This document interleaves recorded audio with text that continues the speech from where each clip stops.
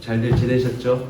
추운 겨울이 이제 막 끝나서 오늘 아침에 걸어오는데 약간 봄의 기운이 좀 느껴지더라고요.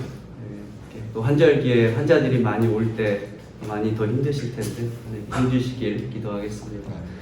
이제 목회를 하다 보면 느껴지는 어려움이 있는데 그 중에 가장 큰 게 뭘까 생각해 보면 우리에겐 소명이 있잖아요. 소명과 생업을 함께 해야 될 때인 것 같습니다. 아마 여기 계신 많은 분들이 제 이야기가 동감이 될 것 같습니다. 생업인데 소명으로 살아야 되는 거죠. 수많은 사람들은 일과 소명을 분리시키기 쉬운 삶을 살아갑니다. 그러나 생명에 관련된 일을 하는 사람들, 제가 이제 학교에서 공부할 때 저희 교수님께서 참 특별한 분이셨는데 그분이 그런 얘기를 하셨어요. 목사와 의사와 변호사가 타락하면 세계는 망한다. 그게 마음에 늘 남아 있었습니다. 그러니까 생업을 갖고 있고 소명을 갖고 있는 사람들, 그 사람들의 특징이 뭐냐? 생명을 살리는 일을 하는 사람들이라는 거죠. 여러분, 생명을 살리는 생업을 가지고 소명을 가지고 살아가면서 그 괴리감이 들 때가 참 많은 것 같습니다. 아마 성경에 나오는 인물들 가운데에 많은 사람들이 이 괴리를 겪었을 것이고 이 괴리 가운데에서 자기가 어떻게 이 소명을 따라 살아가야 하는가를 고민했던 많은 흔적들을 볼 수가 있는데요. 오늘 사무엘하 5장 12절을 함께 읽었는데 다윗의 이야기는 우리가 이 생업과 소명을 함께 가지고 살아가면서 어떻게 해야 생업이 그냥 생업이 되고 나에게 유익이 되고 즐거움이 되고 나를 높이는 자리가 아니라 이것이 어떻게 소명으로 우리를 이끌어가는가를 알려주는 두 가지의 단서를 알려준다고 저는 생각합니다. 잘 아시는 대로 다윗은 30세의 왕이 되었죠. 이스라엘을 반으로 나눠 보면 그 반 중에서도 남쪽 아래에 그 남쪽에서도 아래에 헤브론에서 왕이 되었습니다. 그때는 뭔가 통일되어서 온 나라를 다스리는 느낌은 아니었죠. 그런데 읽질 않았지만 4절 5절을 보시면 30살의 왕이 되어서 7년 6개월을 헤브론에서 다스리고 그 나머지 통일왕국을 33년 동안 다스렸다고 성경은 얘기하고 있습니다. 헤브론 남쪽에서 올라와서 왕국을 통일하려면 첫 번째 조건이 있습니다. 그것은 예루살렘을 차지하는 것입니다. 원래 이스라엘 백성들은 예루살렘을 정복해야 했습니다. 그런데 예루살렘에 있는 여부스 민족을 베냐민 민족이 몰아내지 못했거든요. 겁이 나서 올라가지 못했기 때문에 시작된 어려움을 사울왕도 해결하지 못했었습니다. 사울은 악신이 들리고 하나님이 볼 때 세운 왕은 아니었지만 그는 외교적으로 또 뛰어난 수완을 가지고 주변의 장소들을 잘 다스리는 꽤 괜찮은 왕이었습니다. 그럼에도 통일하지 못했고 통일왕국을 이루지 못했던 가장 큰 이유가 예루살렘을 정복하지 못한 거예요. 다윗은 그 어려운 일을 해냈습니다. 5장의 초반에 보시면 예루살렘에 올라가서 목숨을 걸고 예루살렘을 하나님의 명령대로 드디어 되찾아오는 일을 해냅니다. 그리고 나서 통일왕국의 왕이 된 것이죠. 이제 탄탄대로가 그 눈앞에 열린 것 같이 보입니다. 예루살렘 시온산성을 여부스 민족에게 빼앗고 그 성 이름이 다윗성이고 그것이 지금까지 다윗성이라고 불리고 있는 것을 보면 여러분 이스라엘의 국기를 잘 아실 겁니다. 거기에 가장 박혀있는 중간에 다윗의 별이 있죠.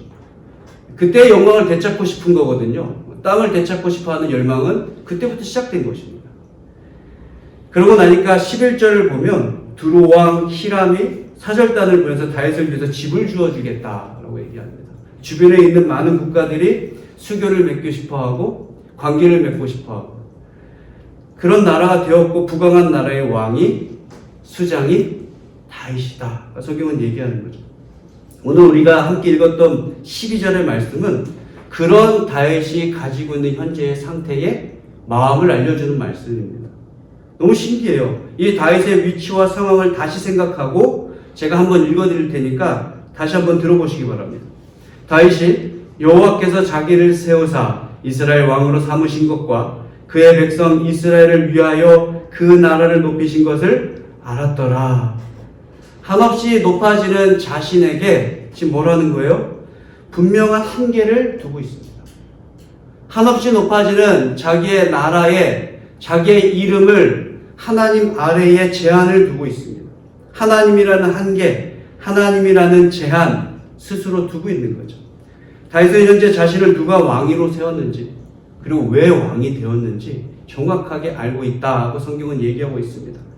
이 12절을 히브리어 원문으로 읽어보시면 제일 먼저 안다라고 하는 이 말이 야다라는 동사인데요. 이 동사로 히브리어가 시작됩니다. 그러니까 이 글을 쓰는 기록하고 있는 이 저자는요. 다윗이 무엇을 알았는지 정확하게 알고 기록하고 싶었던 거예요. 알고 있었다. 무엇을요? 하나님 아래에 자신을 두는 것이 나라를 위한 일이다 라는 사실을 알았다라는 것입니다. 왕으로 기름을 부음받고 사울의 무기를 드는 사람이 되었고 군대 장관으로 임명을 받았으며 10년이 넘게 쫓겨다니는 정말 자기가 다스리던 군대에 쫓김을 받아야 되는 역적처럼 몰린 상황을 살았던 이 다윗. 그 상황에서도 다윗은 자기를 절대 낮추지 않았습니다. 그는 알았습니다. 나는 하나님 아래에 있는 사람. 하나님 한계에 그 아래에 있다는 것은 두 가지를 의미합니다. 하나는 자기를 한없이 높이지 않는다는 의미도 있지만 또 하나는 자기를 한없이 낮추지도 않는다는 것입니다. 하나님이 자신을 왕으로 세웠고 그리고 하나님의 어디에나 존재하시기 때문에 어떤 상황이라도 자신을 세우신 하나님 아래에서 자신을 통제했던 다윗. 이스라엘 역사상 가장 위대하고 강한 왕이라고 지금도 불리는 이 다윗은요, 늘 하나님께서 오늘 왕의 자리에 앉혔다는 것을 기억한 것입니다. 그러니까 주변에 아무리 자신을 높여도 자신이 왕인 이유를 너무 잘 압니다. 첫 번째로 여호와께서 나를 세우셨다. 그 한계를 지었고요. 두 번째로 그 백성 이스라엘 위에 나라를 높이고 계신다. 라고 하면서 자기의 높아짐의 제한을 두었습니다. 나라라는 거죠. 어떤 나라입니까? 하나님의 나라.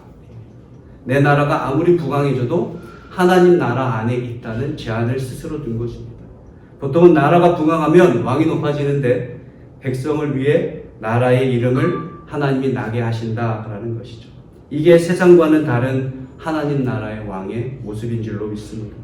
하나님 나라의 왕은 나를 왜 세웠는지 그리고 무엇을 해야 되는지 정확하게 알아야 됩니다. 여러분이 잘 아시는 베드로전서 2장 9절을 보면 지금도 성경은 왕이 존재한다고 얘기하고 있습니다. 너희는 택하신 족속이요 왕 같은 제사장이요 거룩한 나라요 그의 소유가 된 백성이라고 기록했습니다. 오늘날 이 땅에 있는 우리도 다윗과 같은 왕인 줄로 믿습니다. 온 세계가 사람의 통치를 받고 또 하나님의 영향력이 없어 보이는 요즘을 살아가고 있지만 모든 곳은 여전히 하나님의 땅이고 그의 거룩한 나라이며 왕 같은 제사장으로 살고 있는 우리에게 똑같이 두 가지를 기억하라고 말씀하고 계십니다. 예수 그리스도 통해 하나님 나라를 이미 세우셨고 두 번째 그 나라를 신자, 그리스도인, 그리스도를 믿는 이들을 위해 그 나라를 위해 하나님이 높이고 계신다. 오늘도 우리는 하나님이 세우신 나라를 위해 존재한다는 사실을 기억하면서 사셨으면 좋겠습니다. 하나님 나라를 위해 여러분에게 각각의 소명을 주셨고 그리고 여러분의 소명의 결론은 하나님의 나라와 또 그의 백성들이 높아지는 것입니다. 이 병원에 이 채플이 있다는 것이 참 감사합니다. 여러분도 감사하시죠? 네. 이렇게 제가 규슈 구마모토를 사역 때문에 이제 종종 가야 하는데요. 거기 가면 아소산이라고 하는 활화산이 있습니다. 지금도 분화구에서 연기가 나서 가까이 가면 유황 냄새 확 나고 그 농도에 따라서 갈 수 있는 날이 있고 갈 수 없는 날이 있어요. 제가 이렇게 많이 사역 때문에 갔는데 아직 올라가 보진 못했습니다. 그런 자연 경관이 주변에 굉장히 아름답습니다. 거기 있는 현지인과 그런 얘기를 했습니다. 그 안에 보이지 않는 마그마가 땅속에 끓고 있거든요. 역설적이지만 그 마그마 때문에 자연 경관이 참 아름답다라는 얘기를 둘이 나눴습니다. 일본을 가면 우리와 다른 뭔가 독특한 자연 경관의 아름다움을 느끼실 때가 있잖아요. 땅 아래 묻혀져 있는 마그마가 주는 아름다움이 있습니다. 마치 이곳이 병원 깊숙한 곳에서 가장 높은 층까지 하나님의 나라를 위해 끓는 이 마그마와 같은 곳이 되길 주님으로 축원드립니다. 그러면 하나님이 이 병원을 아름답게 하실 것입니다. 그래서 이 자리는요, 여러분의 한계를 정하는 자리, 여러분의 제한이 어디 있는지 분명히 확인하는 자리였으면 좋겠어요. 여러 가지 아까 기도 제목을 보니까 여러 가지 일들을 하나님께서 일으키고 있다는 느낌이 듭니다. 이 땅을 위해서 존재하게 하신 이 사랑 플러스 병원을 통해서 하나님 나라가 있다는 것이 더욱더 증명되기 위해서 어디가 강해져야 되느냐? 하나님 앞에 제한을 두는 자리, 하나님 앞에 자기 한계를 정하는 자리가 명확해야 됩니다. 그런 마음을 가지고 사는 하루가 왕의 하루인 줄로 믿습니다. 오늘도 그 제한 아래에서, 그 한계에서 하나님의 아름다움 마음껏 증명해내는 왕의 하루를 살아내실 주님으로 축원드립니다. 아멘. 기도하겠습니다. 하나님 참 감사합니다. 주님 우리를 사랑하셔서 아들 삼으시고 딸로 삼으시고 하나님의 자녀로서 이 땅을 살아갈 수 있는 특권을 주셨습니다. 또한 그뿐 아니라 우리가 세상의 통치를 받는 것 같으나 하나님 나라의 왕으로 오히려 하나님 나라를 위해 존재하고 있는 귀한 하나님의 사람이라는 사실을 기억하게 해주셔서 감사합니다. 하나님 아래에 있을 때 내가 하나님의 한계에 분명히 있다는 것을 기억할 때 내가 받는 모든 것이 아름다워질 줄로 믿습니다. 오늘 하나님이 우리를 아름답게 하시는 것을 경험할 수 있는 왕의 하루가 되도록 축복하여 주시옵소서. 기도하고 있고 또 계획하고 있는 모든 일들을 하나님께서 이루어 주시며 순적하게 하여 주시고 이 일을 통하여서 주의 나라가 확장되며 이 땅에 하나님의 사랑이 얼마나 큰지 보여줄 수 있도록 하나님께서 마음껏 역사하여 주시옵소서. 이 땅의 죄인들을 위해 자기의 몸을 찢고 피를 흘리신 예수 그리스도의 은혜와 예수를 통해 우리도 왕의 길을 걸을 수 있다며 우리에게 보여주신 하나님의 크신 사랑과 이 땅을 살아가는 동안에 왕의 길은 한계를 정하는 것이며 그 제한 아래서 피는 아름다운 꽃을 보는 것이라고 우리에게 하나님을 경험하며 그 아래에 자기의 제한을 둔 삶을 기쁘게 여기라고 그 삶을 살아가라고 오늘도 격려하고 힘주신 성령의 교통하심이 머릿속에 무리 가운데 지금부터 영원토록 함께 있을지어다. 아멘. 아멘.